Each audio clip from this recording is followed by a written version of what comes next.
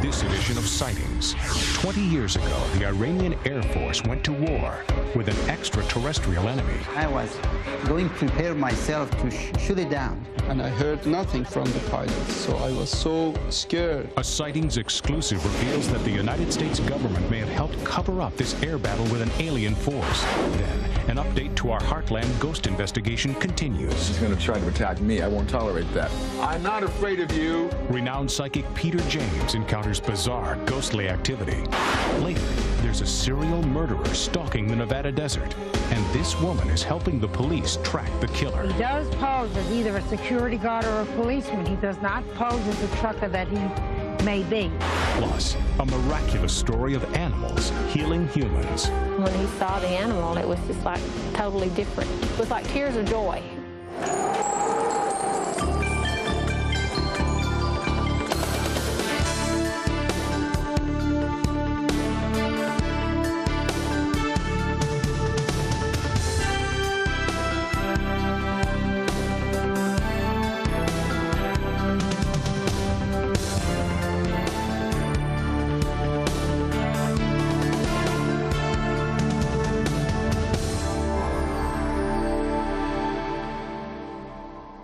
Welcome to Sightings. I'm Tim White. Now, Sightings goes inside Iran and uncovers the truth about a mass UFO encounter in 1976. You will hear from an Imperial Iranian Air Force general, a pilot, and an air traffic controller who have remained silent for more than 15 years. And you will actually see those people play themselves in a unique documentary.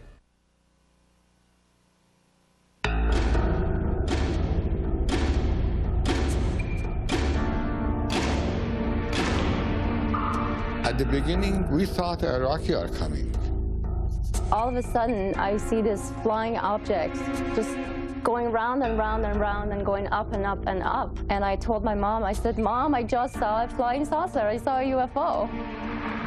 I was going to prepare myself to shoot it down. It was seen by civilians, pilots, generals, and the unerring eye of Air Force radar. Reports ricocheted from the Shah to President Ford and back again. The film that you're watching recreates the day's events with the actual military personnel who witnessed the most compelling UFO encounter Sightings has ever investigated. This film, seen here for the first time outside of Iran, was produced by the government and, in a bizarre twist of fate, would one day be used by the Ayatollah Khomeini to discredit the Shah. When I saw this object is flying that fast, then I thought this is not a helicopter and this is not an aircraft. By that time I said, oh, should be some kind of UFO. Radar readings taken inside the control tower at Mehrabad Air Force Base indicated the object was at least as large as a Boeing 707 tanker. The situation was serious. Brigadier General Nader Yousefi, base operations commander and the number 3 man in the Iranian Air Force, was notified immediately. So I picked up the phone, and it was a base commander. He wanted me to know they are going to have the airplanes to take off from his base for the scrambled mission. General Yousefi authorized an immediate scramble mission. An Iranian Air Force F-4 Phantom jet fighter was ordered to engage the UFO and determine what it was. The F-4 approached Mach 1 in its pursuit of the UFO. At an altitude of 23,000 feet, the lead pilot reported in that he clearly saw a brilliant object 75 miles ahead of him. His actual radio transmissions are heard here publicly for the first time outside Iran.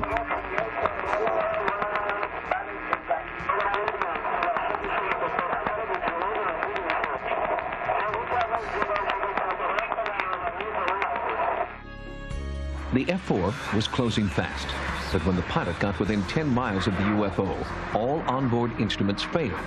The F-4 retreated and then came in for a second pass. Again, the instruments failed.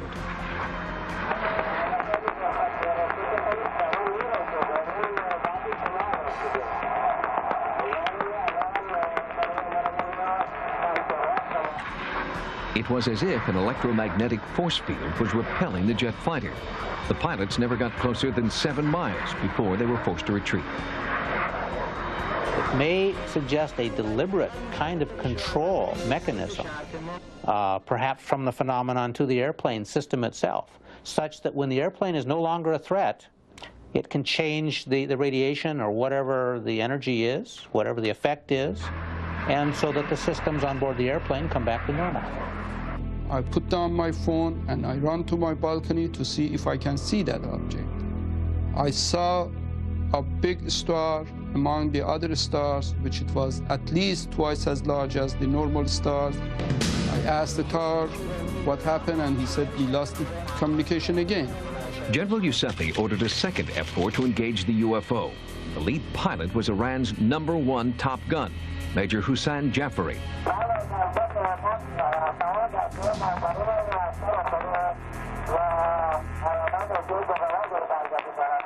It was around 12 miles.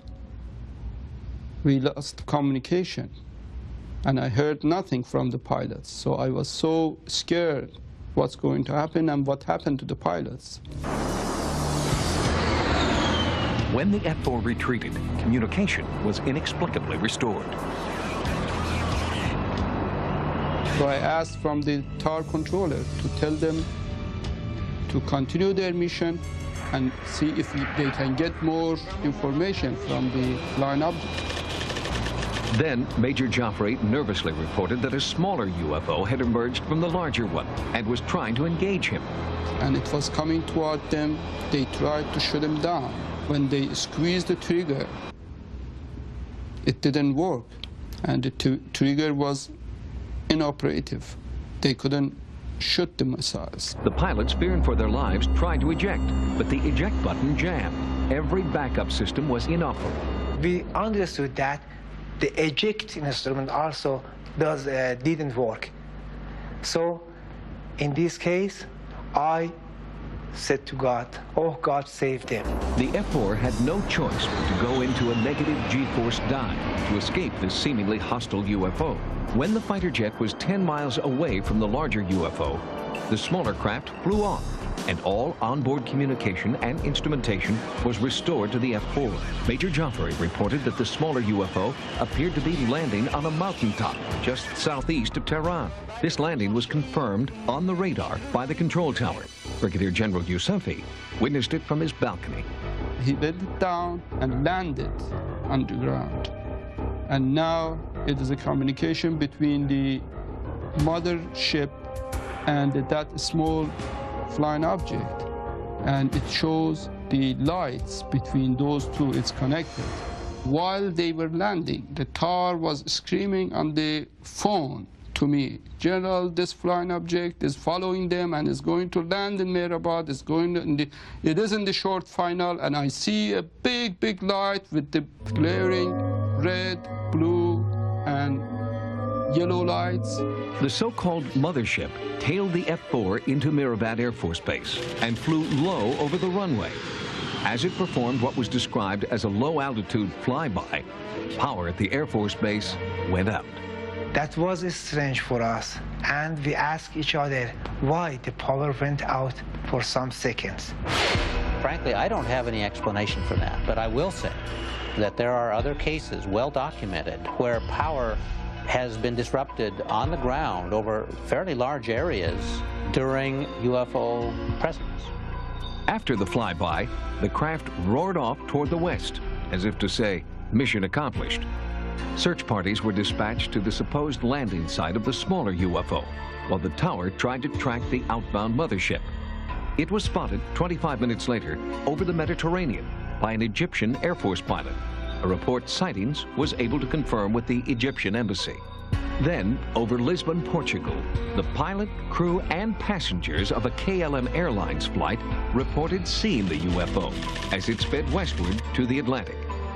That was the last sighting we know of to date. When Sightings continues, part 2 of our UFO investigation, a cover-up went to the highest levels of the Iranian government, and some say Washington knew everything. The American people deserve to know what happened.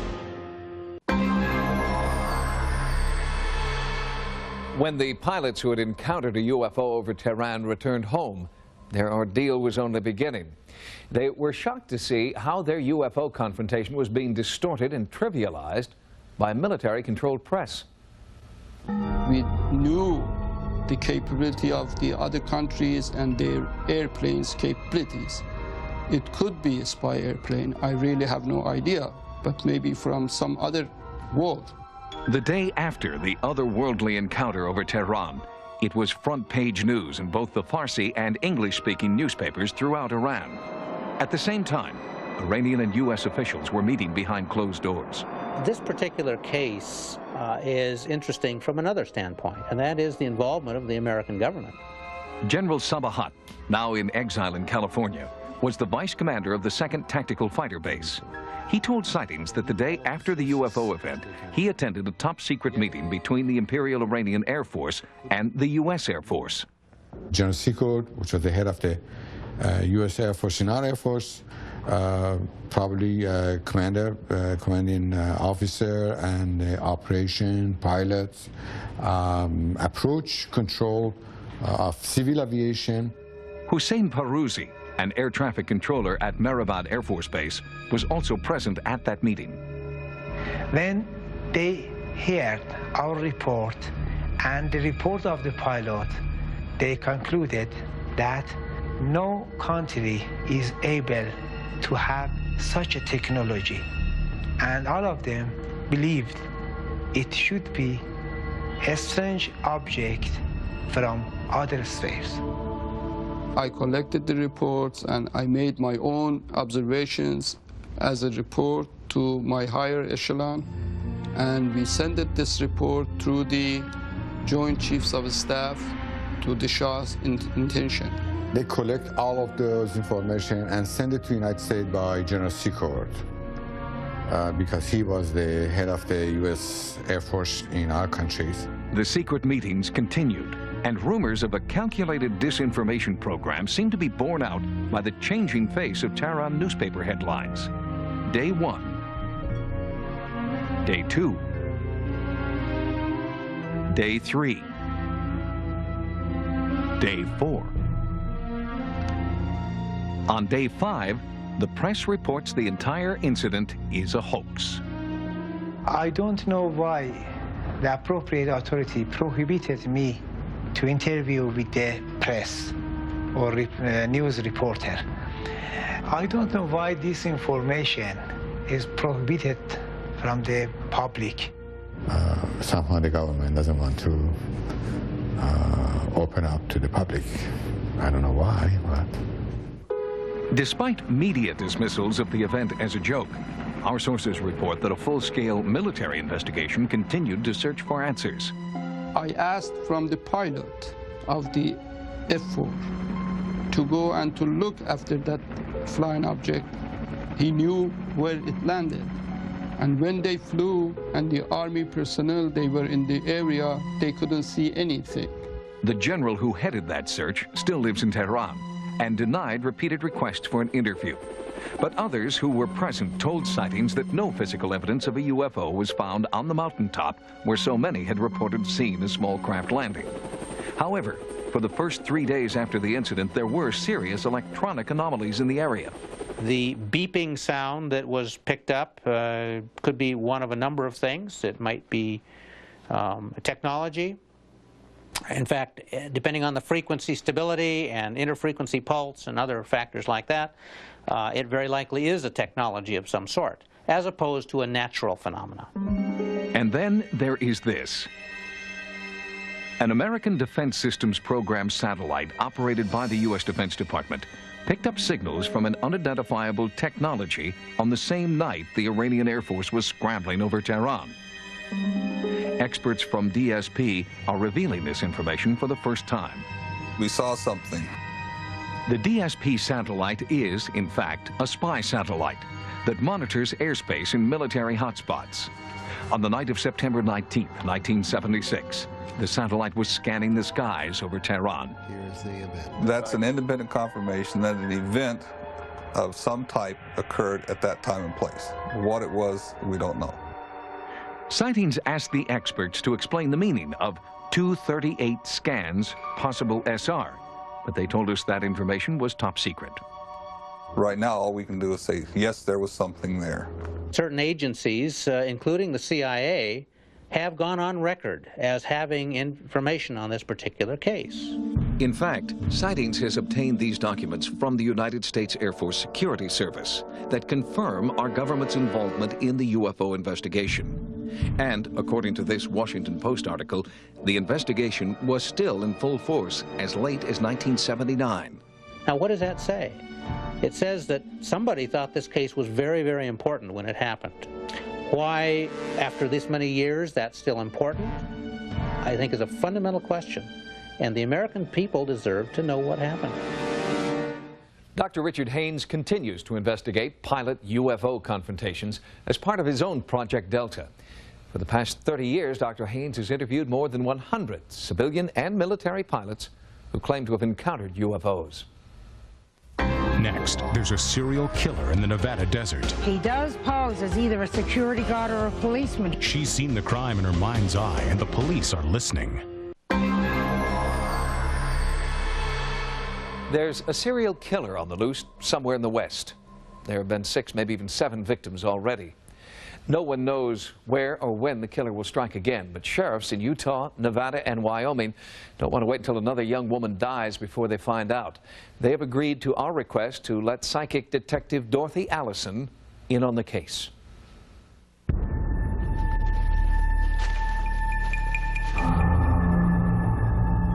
In desolate Elko County, Nevada, 2 rock collectors found her body. At the time, no one knew that she was just one of many, or that it would take a psychic to name her killer. Well, I was notified on November 16th, 1993, that we had a body in the desert off of Interstate 80, about 23 miles west of the Utah state line. When we got out there, we found a white female, unidentified, completely stripped of all her clothing, jewelry, and had been killed by a gunshot. An enhanced sketch of the victim was released in the hope that a loved one would come forward to claim her. No one did. It's very sad. I have a teenage daughter right now, and I would hate for her, something like this to happen to her, and she'd be sitting somewhere and nobody knowing who she is or how she got there. The town of Elko adopted the unknown victim as one of their own. A local mortuary sponsored a funeral for the young woman nobody knew. This young lady had to be somebody's daughter, maybe somebody's wife, somebody's mother. She was due some dignity and respect. The way she died was not very pleasant, and we just couldn't, in good conscience, just take her out and bury her without having some type of a funeral service. Elko could only mourn and wonder why. The victim was buried just as she had been discovered, alone and anonymous. With few clues to go on, Detective Schultz sent out a teletype describing the Elko murder case to law enforcement agencies across the country. Almost immediately, sheriff's detectives in Millard and Juab counties in Utah called in. They both had unsolved murders strikingly similar to the one in Elko. I'll show you where our girl was found. They faced the chilling reality that a killer was on the loose. When all of the investigating detectives met to go over their individual cases, a pattern developed, instantly linking all of the murders. All of the victims were young women, shot with a small caliber weapon and stripped naked. Strangely, their corpses weren't haphazardly dumped. They were placed. The scenes are almost identical. The way their hair was pulled up underneath them, the way their heads were turned, the way their hands were laid out in a particular fashion, the way their feet were laid out in a particular fashion. We feel very strongly that the bodies were in fact posed, that there are some things that are not natural with the way the bodies were positioned. In all, 7 victims in Nevada, Utah, and Wyoming have now been identified as murders that could fit the pattern. We have a serial killer, we believe, out there that is going to strike again. A killer who has an uncanny knack for finding victims nobody knows and nobody misses. It's very frustrating. You start wondering, you know, what else can you do? What can you do? With anonymous victims and few leads, the detectives accepted Sightings' offer of help. We brought in Dorothy Allison. This 69-year-old New Jersey housewife is also a psychic detective who has worked with the FBI and local law enforcement agencies on over 4,000 murder cases. For Dorothy, the first order of business was to go to the site where the body of Elko's Jane Doe was discovered. The minute that I get near the scene, it seems like the blood is rushing through my body and saying to me, this is what happened to this girl, this is who did it to her, this is what he looks like. Things that can help the police out. Her first impressions at the site were about the killer himself. She envisioned the victim's last terrifying moments alone with him. He does pose as either a security guard or a policeman. He does not pose as a trucker that he may be. That's what is so shocking to the girls, because they think they were the police officer, and they don't expect this to happen. They're more or less in a state of shock when he starts attacking them. At first, the detectives were skeptical and merely listened politely. But Dorothy quickly gained their undivided attention when she made a series of remarkably accurate statements no one outside of the investigation could know. I was told this girl was shot, and that was all I was told. But I got a feeling about the throat. There's something wrong with the throat. Whatever that may be, I don't know. Maybe the police could, you know, sort of let me know what I feel about that throat. Well, the only problem I have with that is that has never been released, and I, you know, I mean, that's a lead for us, and there was something, yeah, something was done on the throat. That's all we have. I mean, I don't mind. Her accuracy made the detectives uneasy, but it also heightened their interest in Dorothy's psychic vision of the killer. I feel that this man stays mostly in the area of Utah and Nevada, although he's been to Portland and a place that's called Castle Rock or something like that. You said something about Castle Rock? Yes. Castledale? Something with castle in it. Any name that has castle in it, he hangs there. Detective Kimball was amazed. Dorothy pinpointed two locations crucial to the victim in his case. The place she was found is on I-70, out of Castledale. And, as I understand it, she was last seen when they did ID her in Portland, Oregon. Dorothy spent more than 2 hours at the site, writing down the flood of impressions she was receiving about the murderer. He sometimes travels with a dog in the car. He likes dogs. Do you see, I mean, is it anything about any oddities about the animals that you see? You mean like one leg off or something? Yeah. We're looking for somebody in a vehicle with a three-legged, what we believe is possibly a Rottweiler. The vehicle was also seen up in this area at about the time of the discovery of this body. Dorothy spent another hour giving the detectives additional clues about the murderer and his possible whereabouts. I believe that he's doing something with checks, some kind of fraud, some kind of robbery from the bank. So, since I gave you names, you can check that out. The detectives have asked us not to broadcast those names and many other details provided by Dorothy until they can investigate. Back at the Elko County Sheriff's Office, police sketch artist Janelle Lambert was called in to create a composite of the killer based on Dorothy's visions in the field. So is that long enough right there? Mm-hmm. When the drawing was finished, Detective Kolsch entered the room and was visibly shaken. All right, when we were looking for an individual in a station wagon, that we had a witness here in Elko who had seen this individual. We had taken that individual down to a small police department here within the county who has a forensic police artist and asked them to get a composite of that person. That person drawn is very, very similar in description as that individual right there. That's the guy we're looking for with the dog, the individual with the dog. We asked the once skeptical detectives to evaluate their first experience working with a psychic detective. To say the least, I think saying I was skeptical is putting it mildly, but Dorothy told us some things today, things that came to her that somewhat take me back, and that's to put that mildly. There were some things that she had said while we were out at the scene that has never been public or made public. Things that were only known by the four of us and or people within our own agency or sheriffs. She gave some names and some businesses and stuff, and that I think really need to be followed up on. While the detectives follow up on Dorothy's leads, she continues to provide them with new clues. And for the brutal killer, she has a warning. For the killer, I leave you with this message that I will never give up the rest of my life until you are found. I will help the police in every way I know how, and I'm going to come after you until I get you. Dorothy Allison has provided a number of leads to Utah and Nevada authorities. Among them, a few clues that are so important police have asked us not to reveal them in our story. But they have allowed us to release this composite sketch of the man Dorothy Allison believes is a killer. If you have any information about this case, please contact the Elko County, Nevada Sheriff's Office. Next, there was a violent entity in this house. MC. Psychic Peter James makes contact when Sightings continues.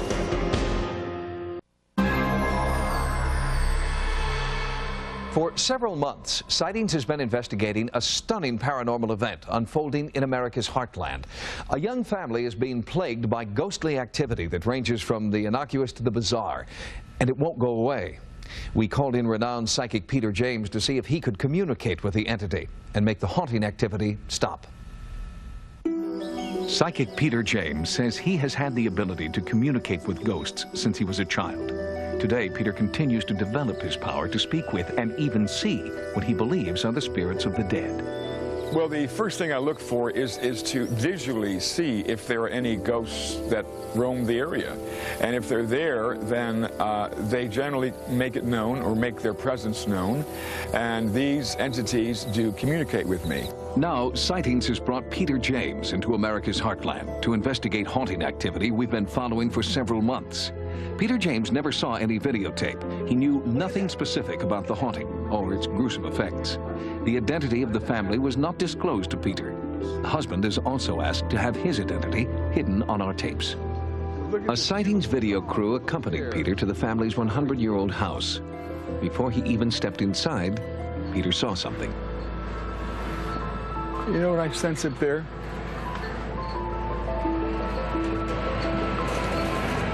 I got just a glimpse of that upper window of the face of a little girl, and I don't know who lives here. It's a boy, right? But I saw the face of a little girl in that window just now. A little girl is precisely what the husband described seeing months before. I walked over to the kitchen cabinet, opened the cabinet, and got out a glass, poured my orange juice.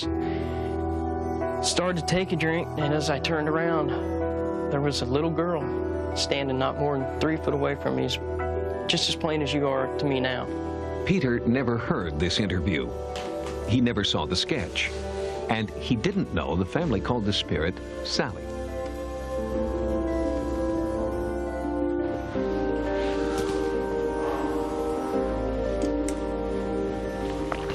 There's a little girl that's standing right there, right at the top of the stairs.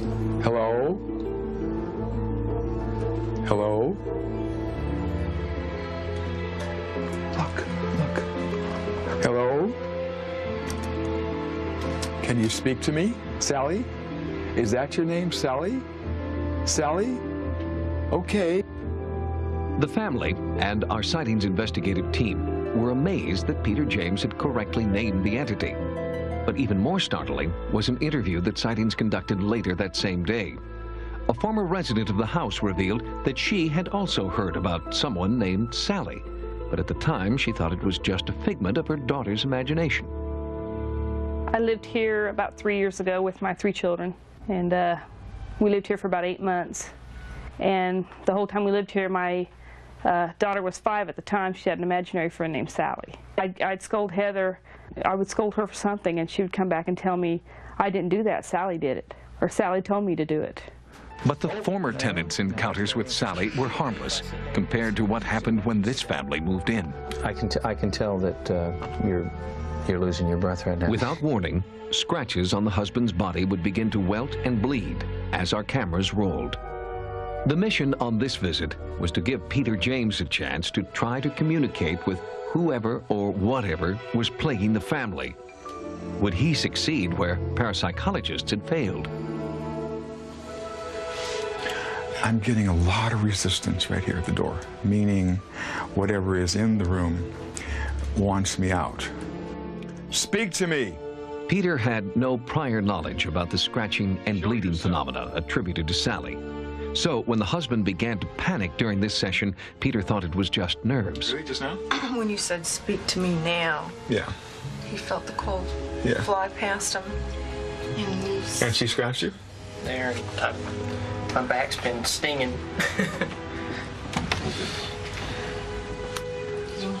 Are you okay? Yeah, I just... Don't be frightened. There's nothing to be afraid of. Remember, remember, you're in control here. So don't. MC.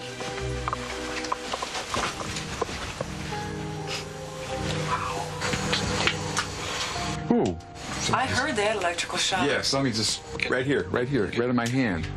Did you hear that? Get right in my hand. It hit me right there. Hello? Easy. I'm not afraid of you. Was the electrical shock a form of communication? And was the MC a cryptic message from a tortured spirit? Peter James believes that the initials are evidence of more than one ghost in this house. I do feel, as we speak, that over the years that at least 3 people died in this house.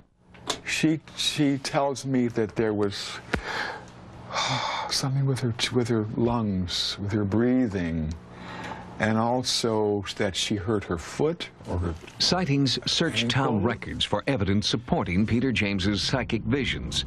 In the Hall of Records, we found this: the death record of a child named Sally, date of death 1905. We also tried to substantiate this vision.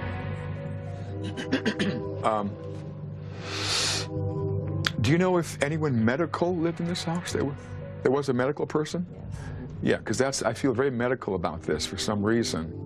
In a city directory printed in 1903, Sightings discovered that the person living in the house at the time was indeed a physician. And according to city records, he moved out in 1906, just after the death of Sally. Was there a connection? During our investigation, Peter James was drawn to the graveyard, one of the oldest in the town. It was here that he had a vision of a little girl dying of pneumonia and the doctor who couldn't save her. As he wandered among the headstones, Peter James described a small voice calling him toward one particular grave. Here, he felt an overwhelming grief. Here, he said, lay Sally. But the marker was so old and weather-worn, the lettering had disappeared. But when Sightings checked the cemetery's records, we discovered that Plot 1, 4th row west, was the final resting place of Sally Isabel Hall. Peter James's visit has helped the family understand a little bit more about what may be causing the haunting in their house. But Peter has not been able to stop the scratching and bleeding and terror that is now part of the family's daily routine. Later in our program, details about a new, expanded investigation that Sightings is mounting. Next, a mysterious bond between animals and humans is saving lives. Then, an angry spirit leaves a bloody trail when our Heartland Ghost investigation continues. Medical science can work miracles. Advances in laser technology and microsurgery are giving life to people who just 10 years ago might not have made it. But technology isn't a cure-all. For people with severe head injuries, the newest therapy method doesn't depend on high-tech machinery. It allows the unconditional love of pets to work miracles.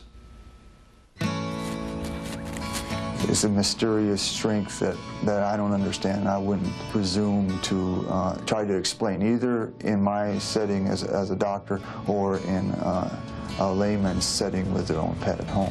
In 2,500 hospitals and rehabilitation centers around the country, animal-assisted therapy is becoming an accepted part of a trauma patient's daily routine. When the program started 15 years ago, doctors and nurses were suspicious.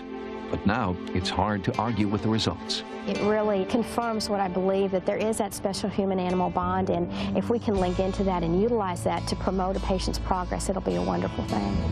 That's true. At the Tyler Rehabilitation Center in Texas, more than 80 dogs and their owners are involved in the animal-assisted therapy program.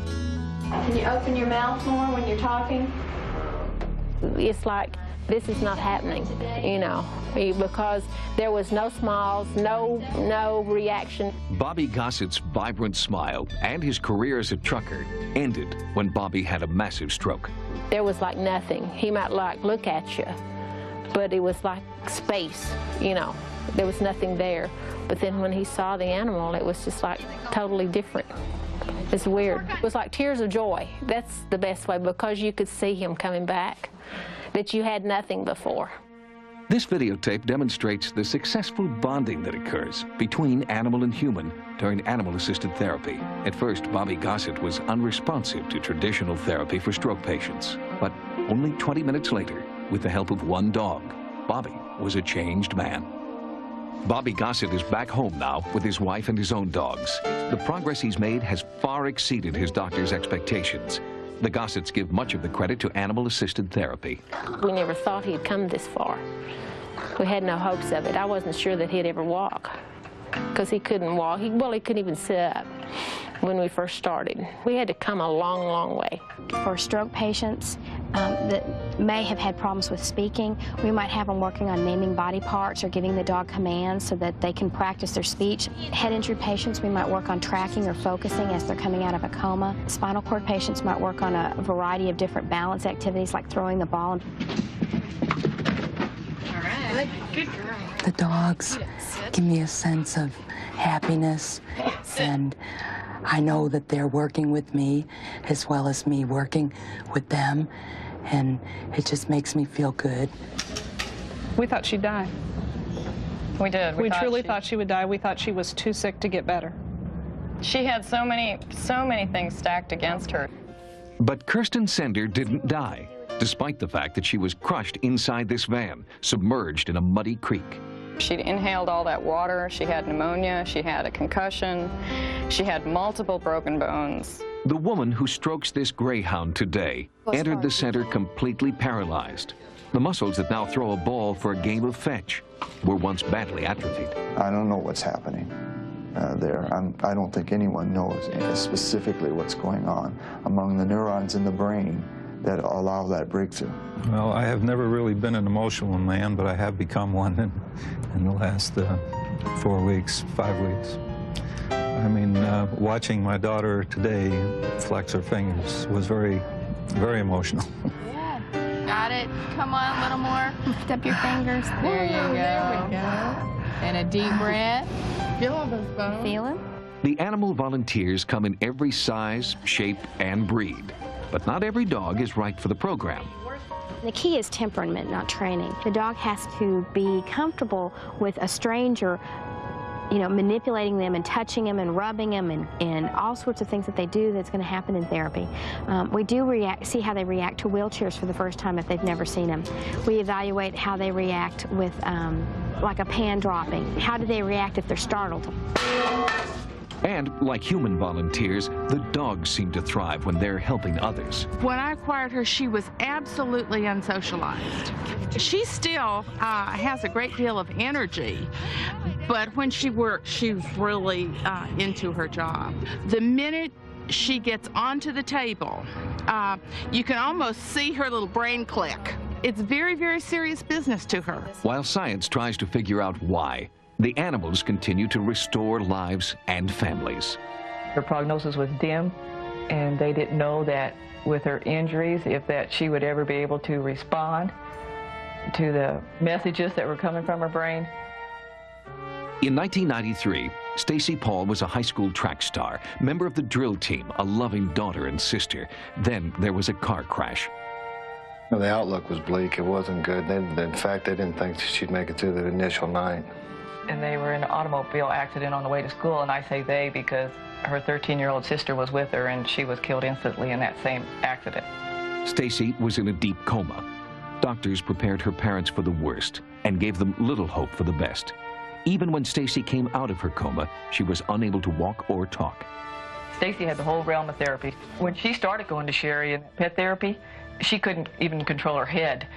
She's been bright-eyed all morning. The progress is so gradual. People think that you wake up and go, oh, I've been in coma. I'm really glad to be here. But it's like an evolution. It's like you evolve from that infantile state again. At first, Stacy was strapped in a wheelchair, unable to speak. But through a power no one fully understands, this was Stacy less than 6 months later. And now she's, you know, up walking around, and she looks great, and she's got a job, and she's doing wonderfully. You know, for what we were told originally, the fact, the recovery she's made, it is a miracle. And I'll never forget that feeling when that last football game, when she walked across the football field with the mascots on each side, and she got a standing ovation. Lieutenant Stacy Paul. I'm gonna have kids, and and then I'm gonna,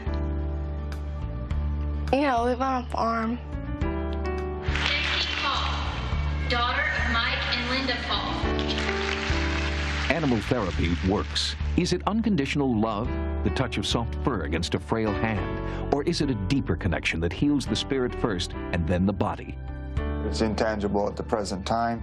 In the future, as we understand the workings of the brain and human body more, perhaps we'll figure out some explainable connection. Stacy Paul continues to improve. Although she has a long way to go, Stacy and her family are filled with hope for the future because she's come so far already, thanks in large part to a friend named Sophie. Next, our Heartland ghost investigation continues, and a violent spirit tries to communicate. There is an element of danger here, and we should take it very seriously. Sought the advice and expertise of the world's leading parapsychologist, Cary Gaynor. He analyzed our early field tapes, and now, with the growing incidents in the house, Cary Gaynor himself is traveling to the site.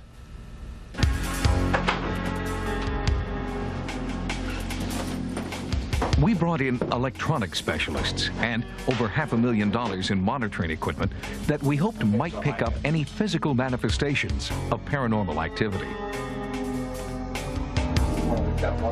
Remote-controlled cameras were strategically placed in areas of the home where the presence of an entity had been reported previously by the family and our crew. Okay, now let's try to focus. The front focus.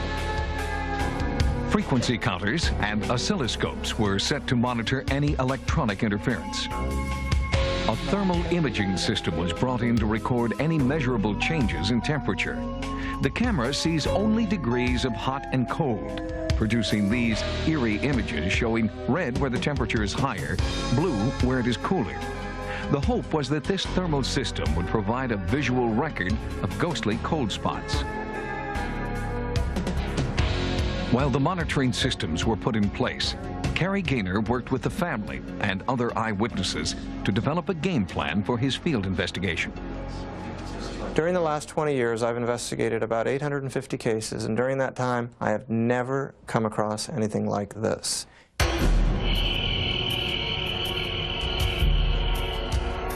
Sightings monitored every part of the house for 24 consecutive hours, while Cary Gaynor kept vigil with the family by candlelight. And still, the entity was not deterred. During that time, I witnessed 11 separate attacks in the form of scratch marks on Jeff. You can see that? Could you please let us know you're here? My arm is numb. Yeah. Our full investigation of the Heartland ghost next time on Sightings. If you've had a paranormal experience, call the Sightings hotline at 1-900-933-SIGHT. That's 1-900-933-7444. Each call 65 cents a minute. Average call lasts 3 minutes. Sightings is also online. Our email address is sightings@aol.com. Until next time, remember, no mystery is closed to an open mind. For Sightings, I'm Tim White.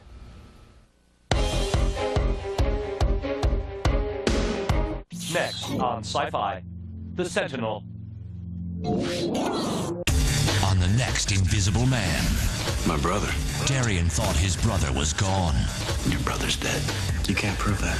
Dead and buried. What a surprise, huh? It can't be. And the cure for invisibility along with him. Tell me the truth, Batman. He was dead wrong. You think you saw him? Kevin! I saw him. Hello, brother. The Invisible Man, a sci-fi original series. Disappearing tonight at 8 on Sci-Fi.